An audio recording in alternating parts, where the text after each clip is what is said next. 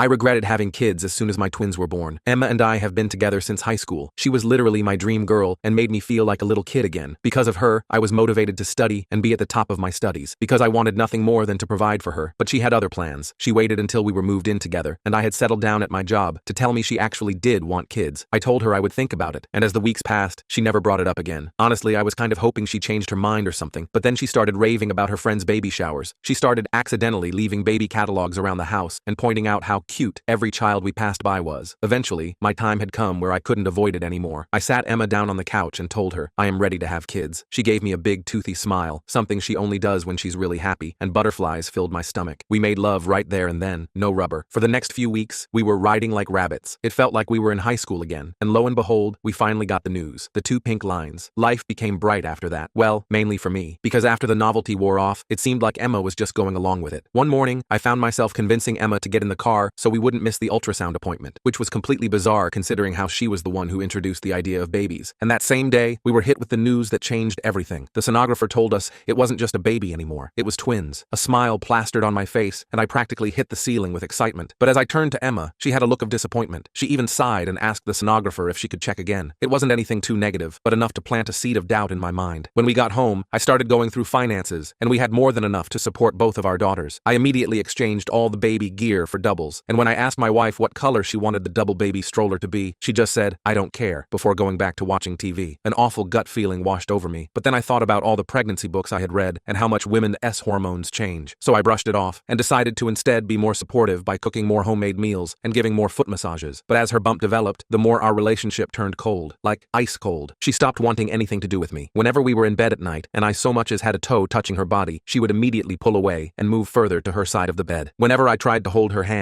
in public and private, her face would be permanently contorted until I let go. I had no idea what I was doing wrong, and I honestly started to believe I was a terrible husband. And after I caught her watching a romance movie alone on a Friday night, something we've always done together since the day we met, I took action. I finally called her friend, Stacy. I didn't even have anything planned to say, and by the time she picked up, I was already in tears. But she immediately went into comforting mode. It was like she was expecting it. It took a few minutes for me to calm down, and when I did, Stacy reminded me that she was Emma's friend, not mine, and that's where her loyalties lie. But before hanging up, she said something that changed how I would view Emma forever. You know the phrase, fail to prepare, prepare to fail? If I was you, I would prepare for anything that could happen in that hospital room. My heart dropped, and that's when I heard Emma scream. Her water broke. I called an ambulance, and I soon found out exactly what Stacy was talking about. I don't have time to finish the story in this short video, but it gets intense. Click the link or go to my channel to watch it.